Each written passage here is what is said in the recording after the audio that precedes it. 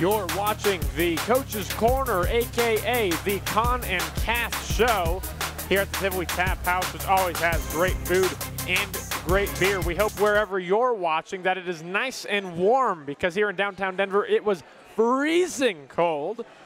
So, I'm Connor Dockery. Alongside me is Catherine Nietenbach. Catherine, how are you? I'm, again, cold, but powering through it. Not sick, so happy about that. It was a bit nipply outside today. It is quite chilly. So, Catherine, who do we have on the show today? Well, the women's basketball team is finally back in winning, so we're going to bring on head coach Tanya Haave to talk about that and their run towards the conference playoffs. We're also going to talk indoor track and field with head coach Christopher and talk about the RMAC Championships that are happening this weekend. We are going to also continue with that indoor track and field talk and bring on senior runner Erica Ruiz. She's been doing really outstanding in the mile and the 5,000, so we're going to talk about her 2019 season and how it's been. Well, Catherine, it sounds like it's going to be a pretty entertaining show this time around. But before we get to our first guest, let's recap you on what happened this past weekend in Roadrunner sports. The men's basketball team had a great weekend at home, defeating Black Hills State and South Dakota Mines. Demetrius Jackson tallied a career-high 15 points on Friday night and would beat that again, notching 16 points the following night. The team's leading scorer, Drews Asa, racked up 20 points against the Hard Rockers. Those two big wins were for the Roadrunners, as they are still in the hunt to earn a playoff spot in the RMAC tournament. The women's team is looking to host first-round action in the playoffs, and they came up with 2 more wins this past weekend. Against South Dakota Mines, senior forward Jonalyn Whitworth knocked down 4 first-half three-pointers on her way to 19 points, while senior forward Emily Hardigan scored a game-high 23 points in the 12-point win. MSU Denver now sits in a tie for 4th place in those RMAC standings. The baseball team swept Sioux Falls in a 3-game series at home this past weekend. Senior catcher Draven Adame made some history on Sunday, recording the program's first ever cycle. Adame went 4 for 4, scoring 4 runs and driving in 8 in the 19-1 series finale. The baseball team gave up just 2 earned runs all weekend long and will be back home for another series for this upcoming weekend, taking on Lubbock Christian. The indoor track and field team traveled to Golden to compete in the Colorado School of Mines triangular meet. Freshman Nick Nolan continues his incredible freshman season by winning the 800-meter race. The Arvada native finished the race in a converted time of 1 minute and 53 seconds, which is 7th best in the RMAC season. Sophomore Alyssa Benson finished 3rd in the 60-meter dash, while freshman Tegan Garan finished 2nd in the 200-meter dash. You can find the rest of the results at roadrunnersathletics.com. And finally, we'll finish with some tennis updates. The women's team defeated Western New Mexico 4-3, while the men fell to the Mustangs 6-1. The women's team jumped out to a 2-1 lead in double play. Then it was Tabitha Porter who won her singles match to clinch the victory. Olivia Kaiser, my former sports management classmate, also won her singles match. The teams will be home this Saturday for a match against Colorado College. And now we say hello to indoor track and field runner Erica Ruiz, the long-distance runner, senior on the team. Erica, thanks for hanging out with us. Thanks for having me, guys. We'll try to get you out here as soon as we can. You are sick, as we've been told. Is it anything serious? No, just a typical cold. Oh, those are always annoying. As we mentioned, you are a senior. Do you have a graduation date lined up yet, or are you still trying to figure out when that day's going to be? I graduate in May of this year. All right. Are you excited? I am a little bit scared and nervous, too. Got to face the real world, but it'll be fun. Got to face it soon enough. Right. So is there any uneasiness about what you're going to do after college? Do you have a job lined up already? I'm graduating myself, so these are all questions I'm asking myself. Do you have a plan? As of right now, no. I might stick around Colorado a little bit longer, but other than that, I really don't have anything lined up. So let's talk about this indoor season. You've been incredible in not just 1 but 2 events, both in the mile and very long 5,000 meters. Did your body feel good coming out of the cross country, or when what has been the key to success in this indoor track and field team? After cross country, my body was a little beat up, so I took some time off. And during training, I just started feeling good. And everything's just starting to set into place. It's really exciting given that's my last indoors track season. So we know that you ran the mile in this past meet. Do you know whether you're running the mile, the 5,000, or both of them in the RMAC Championships? Do you have a choice in what you're going to pick? That's a tough question, honestly. I am qualified in both, as you mentioned, and I really want to do both. But it might be, a little bit of a challenge, coming off the 5,000 meter, which is the first day on Friday, and then coming back, racing a mile. The next day, we'll see how my legs feel, but I think the plan is to run both. Yeah. And for those who don't know, you're trying to reach certain times in those national championships so you can qualify for the National Division II Championships in Pittsburgh, Kansas. What times are you trying to reach, and how many athletes qualify for that final meet? So from what I understand, I think it's a top 16 qualify for the NCAA championships. Right now, the last time I checked, I'm ranked 14th in the mile with my converted time of 4:56. We're crossing our fingers that that time gets me in. For the 5,000 meters, I just planned to break 17 minutes in the 5K. My converted time right now is 17:18, so just hope I can have a great race and drop those 20 seconds or so. Well, hopefully your cold isn't sticking around by then. I definitely hope not. So we know it hasn't been all sunshine and rainbows when it comes to you and Coach Christopher's relationship. However, it seems as the years have progressed, you guys have gotten a better relationship. What are the kinds of things that she's taught you to help you to progress to where you are today? Honestly, she's taught me a lot. I would say the most one is to, stay true to yourself and be honest. And, we're all gonna have those bad races, and you just gotta learn to kind of suck it up in a way and cry about it for a day or something, or a few hours, and then just get over it. My and Janis' relationship, honestly, it's kind of like a mother-daughter for sure. I look up to her, and she's honestly great to have around. So you'll be running in Alamosa this weekend, the home of the reigning national champions, Adams State Grizzlies. Have you raced there before, and is it a bit intimidating to race against the defending champions? I have raced there before, back my first year here. I wouldn't say it's intimidating now because, we've all learned to kind of trust our training and trust the progress that we've made. So you know what, yeah, they're the big dogs and everything, but the underdogs are coming after them. So it honestly makes it really exciting to go after competition. So a little bit of a melancholy topic. After this weekend, that's going to be it for your career here at MSU Denver. What has your time here as a road runner at MSU Denver meant to you? It's meant a lot, honestly. I would say, coming from California, it was a huge change, getting used to, the new team, new environment, new coaches. And now I can't believe 3 years have flown by. And yeah, it's kind of bittersweet for sure, but let's hope RMAC isn't my last race yet. So moving to a different topic, along with graduation, do you have any dream jobs that you hope to get once you graduate? I'm looking into therapeutic recreation, so working with people with disabilities or working with people, older adults. I don't know why I want to work with those people, but I've gotten a chance to work with a few throughout my internship, and I just feel like that population suits me best. Well, Erica, it sounds like that's going to be a lot of fun, and thank you again for joining us on today's show. We wish you the best of luck this weekend, and hope you feel better by then. Thank you so much, you guys. Best of luck. I hope this is not your last meet. Thank you. Well, it's that time of the show where we read you our tweet of the week. It comes from the head coach of our athletics department and athletic director, Anthony Grant. He was excited to see our sports go unbeaten at home this weekend, which included a 2-0 record from women's basketball, 2-0 from men's basketball, 2-0 from softball, and 3-0 from baseball.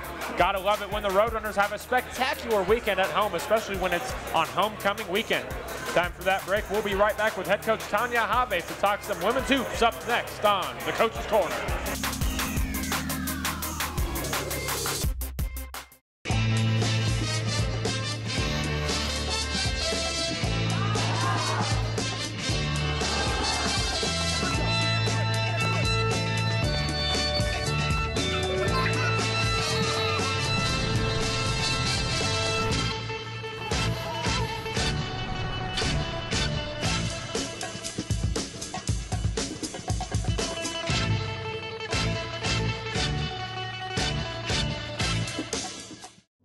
In the heart of the city, Metropolitan State University of Denver is holding the line on the American dream. Our students come from every background and experience. They are tenacious, purposeful, entrepreneurial. They choose the highest quality and best value in Colorado higher education, and they choose their own roads for more than 70 undergrad and graduate degrees. Relevant, hands-on, and affordable education. Discover your road to success at msudenver.edu. Hi, I'm Jay Smith, senior guard from the women's basketball team.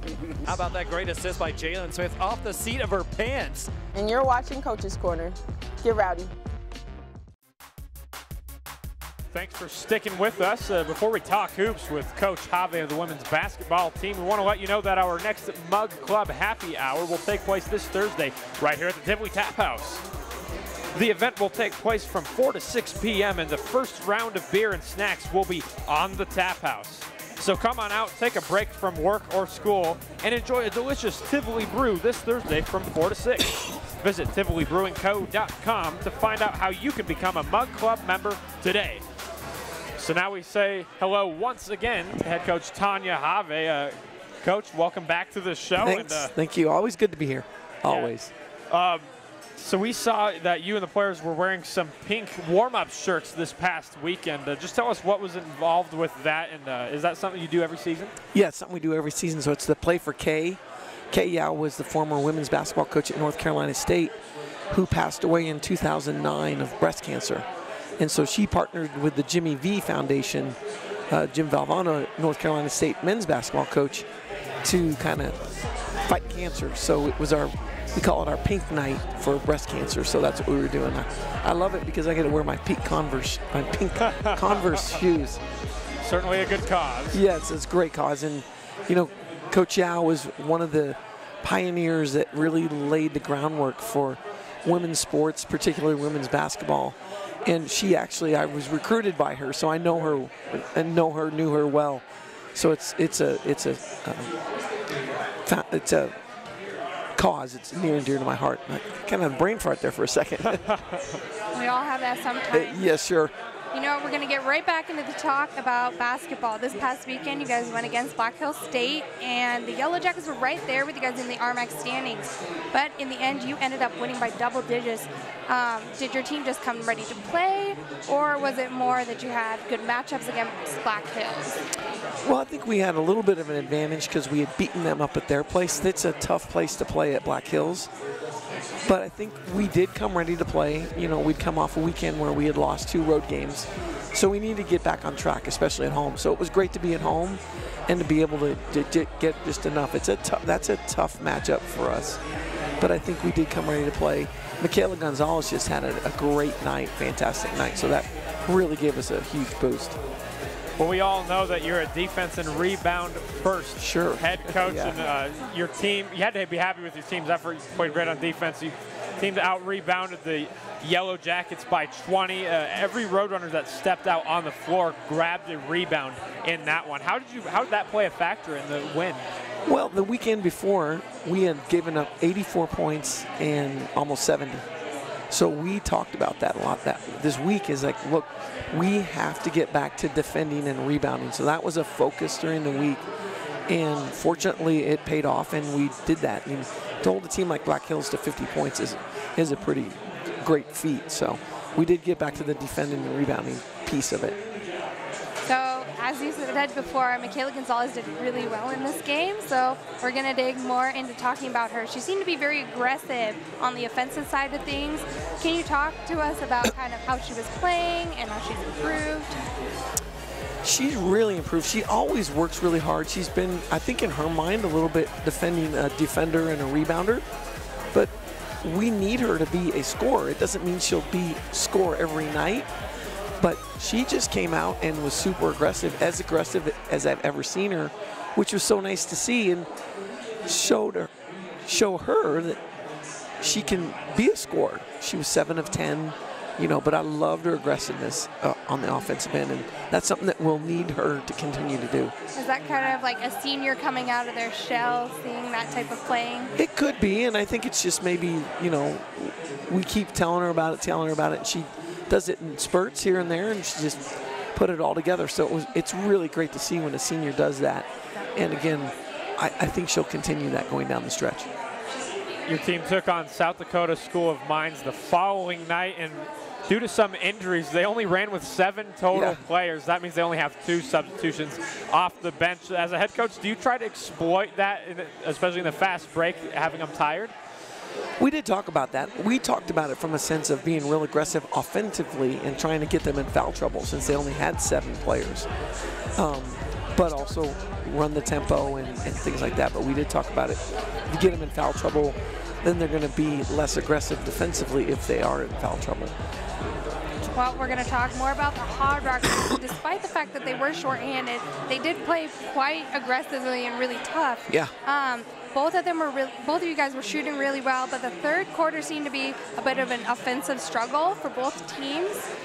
What was the difference between your team and their team in order to end up with the win?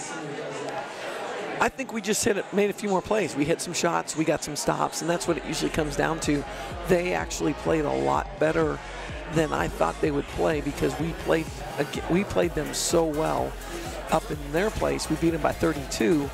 I thought at this point in the year, I think they're virtually out of playoff contention. And I thought, well, they'd beaten Chadron the night before. You know, these are things you think about. Well, maybe they're going to be done. But I was impressed by how they played for pride and things like that. And Sammy Stefik really had a great game. And she's a local, played at Fossil Ridge up in Fort Collins. But so she's local in terms of from Colorado. But I thought they played really hard. They played with a lot of guts. And so, but I think in the end, we were able, they missed a few shots. We were able to make a few shots. We were able to get a couple stops. And before long, that's 8-9 points in the game. And I think we ended up winning by 13, 70-57. So you've mentioned that your seniors played a big part in both your victories this season. What do you expect from them these last 3 games in the regular season? Are you talking about them, about their leadership as the playoffs are right around the corner? I've talked with them off and on during the season. A few weeks ago before our winning streak, I said, we'll go as far as our seniors can take us. And I told our seniors that. And they lived up to that this weekend. You know, Friday night, Jay's the constant. Jay, Michaela stepped up. Johnny had a great defensive game Friday night. And Emily's always pretty much a constant. And then yet Johnny break loose for a great offensive game on Saturday. Emily and Jay again. So our seniors are playing like seniors. It's really fun to see. I don't want to talk to them too much about it. I don't want them to overthink it. So they're doing exactly what we want. I give them I get in their ear every once in a while in practice. Love your leadership, love your aggressiveness. So that's how I talk to them. I do talk to them as a group. I think they know what's expected, and they want to do it. So it's fun for me to see as a coach. Well, Coach, it's that time of the show. Trivia. Oh, we got trivia today. Very cool. I haven't had that in the last couple of times. Your Very turn cool. for trivia. Of course, for those who don't know, we ask one coach a week a trivia question. They get it right, they get a point, and the coach with the most points at the end of the season will get a pretty cool prize. Coach, are you ready? I'm ready. Let's go. You're currently in the 6th spot with 3 points, but a couple points today, you could be as high as 2nd place. Oh, pressure's on. All right, multiple choice question. Okay. Who is the program's leader in games played? Is it A, Alyssa Benson, B, Brandy Valencia, or C, her sister, Kristen Valencia? I am going to say C, Kristen Valencia. You are correct. Oh, good. Moved up one. Perfect. She played 124 games. I'm surprised Georgia wasn't in there because Georgia played a lot of games. Georgia Ordorf. Oh, yeah, she played a lot. Yeah. Yeah. But I knew between Brandy, yeah. Okay. I knew between Brandy and Kristen, it would be Kristen. So you've already got a point, but you do have a chance for bonus points. So out of those same 3 players that we mentioned, Benson, Brandy, and Kristen, who started the most games? And if you can tell us how many this started, that's also a point. That's going to be Kristen Valencia as well. I am going to say 101 games. What do we think? What was it? What was it? 122 games. 122. Oh, no, I'm not even close. That means she only came off the bench for just 2 games. Yes, oh no, career. She was a monster. She's a monster. Here. So that's 2 points right there. So that means you are tied for second place with 5 points. Yeah. She's close. Good. She's close. She's coming for that first spot, Coach Glenn. I know, and her season's over, so.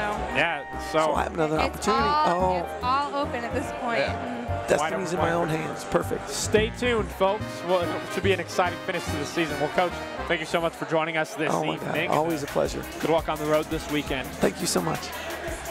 Just one more break coming up, but stay close. We'll have Coach Janis Christopher of the indoor track and field team up next on the Coach's Corner.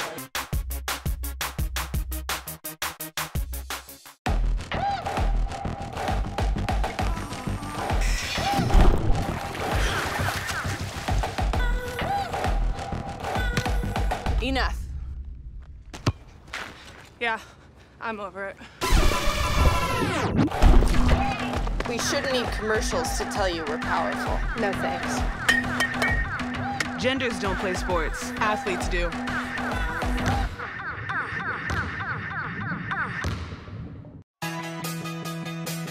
Rocky Mountain Athletic Conference is committed to sportsmanship. We take pride in the conduct of our student athletes and coaches. And ask that everyone, coaches, athletes, and spectators, treat opponents and officials with respect. We encourage you to cheer for your favorite team.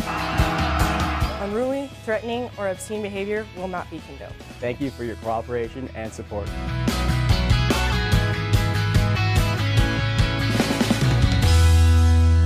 I'm Erica Ruiz, a senior on the women's cross country team, and you're watching the Coach's Corner. Get rowdy. Welcome back to the program. Before we talk with Coach Christopher, we want to remind all of you that you can purchase MSU Denver gear at roadrunnersathletics.com. Come see, we have plenty of snow and cold weather in February. It's especially freezing today, so get your hats, hoodies, gloves, scarves, all your cold weather gear and more at roadrunnersathletics.com. Shop MSUdenver.com as well. Our own Eric Lansing can attest that you need to be ready in case blizzards hit this weekend for baseball. Yes. Baseball games be pretty cold, so get on the website and get your Roadrunners gear and rep the red and blue. Up for sure. Absolutely. So now we bring on head coach Janis Christopher, the indoor track and field team. Good to see you again. Nice to see you guys too. So Coach Haave, we just had her on the show. She is now tied for second place on the trivia, and you need to catch up. So I didn't even know that I was in second place, so this is great news. I'll be sure to study up. I'll be sure to study up for sure for next time. Do that research. So your squad the past weekend took place in the Colorado Mines Triangular Meet in Golden this past weekend. We assume that triangular means that just 3 schools participated in the meet. Now we know that your team is always excited to be competing no matter what event. With only 3 teams competing, does that were the events a little more wide open with less runners out there? Oh, yeah, for sure. I mean, we just kind of used it as a tune-up meet for a lot of people. Some people were still trying to qualify for the conference meet. Other people were trying to improve their, like Erica was trying to improve her standings at the national level. And so we used it either as a tune-up for kids that we knew were going to be at the conference meet, or we used it as an opportunity for them to qualify for the conference meet. So this being the last meet before the RMAC Championships, which happened this week, what were some of the types of things that you were hoping to get out of the meet itself? And outside of the qualifying times, we were just trying to sharpen up. So seeing the kids finally go through our progression and hit some times that they hadn't hit before. So important to see that we've progressed and we're starting to peak at the right time so that we have our best performances when we get to the indoor conference meet. So just sharpening up a little bit and making sure that we're on the right path for that peak performance. One of the top performers from that meet was Nick Nolan, who won the 800 meters with an APR time of 1 minute 59 seconds. He's a true freshman. We've seen some amazing strides from him this season. Can you talk about his performance, and are you surprised to see what he's done as a true freshman? You know, Nick is an amazing case, I guess. It's not typical. So when he was in high school, his senior year, he played soccer and ran cross country at the same time. And so, and honestly doesn't have a lot of experience on the track or on the cross country course. And so he's very, we call it a young training age. And we knew he had that kind of talent, and we knew that it was coming, but we weren't sure it was going to come that early. And so, yeah, a little bit of a surprise that he's been able to really transition and compete at the collegiate level the way that he has. But I mean, I think that comes from his team sports background and that soccer player thing. You know, he's able to turn it on whenever he needs to. We say that those kids are gamers, and so you know, Nick's definitely a gamer. It's those instincts. Definitely those instincts. Yeah. We want to talk about another superstar that's on your team. We actually had her a little bit earlier on due to illness. She was the first one, Erica Ruiz. She's been doing really phenomenally in the mile as well as the 5,000 meters. We were wondering, do you know whether she's going to do one or both of the races at the meet? She said that, you know, she wasn't sure whether or not she was doing both, but that she was hoping to do both of them. Yeah, so I mean, a lot of the time, especially with, you know, something like the order of events, she'll run the 5,000 first. And then, you know, depending on how she feels, if she thinks that she would like to run the mile, then, you know, we'll let her do that. Honestly, ultimately, we don't know how she feels when she's done competing. And so we really leave that up to the athlete sometimes to tell us, you know, especially when they're a senior and they know their bodies, you know, do you feel it's in your legs? Are you ready to do this? I imagine that Erica will definitely, I imagine Erica will run the mile. We believe that she can score points in both of the events. Even on tired legs, I think that she can score points in the mile. And so given that challenge and given the fact that, you know, unless we get to compete at the national championships, this could be her last collegiate meet. And so I imagine Erica's going to leave it all out there for us. But ultimately, the decision will be up to her about whether or not she wants to run that race. So tell us what else stood out to you from the triangular meet this past weekend. Did you figure anything else out that might affect how you decide things for this weekend's championship? You know, we were just really looking to see who we were going to put on the relays. And so ultimately, like most of our athletes are going to be at the conference championships. We're very young, and so it's difficult to qualify in the top 18 of our conference for any of the individual events. And so while we have a couple of young freshmen, we had Blaze Holland. He qualified for the 400 meters. We found out today.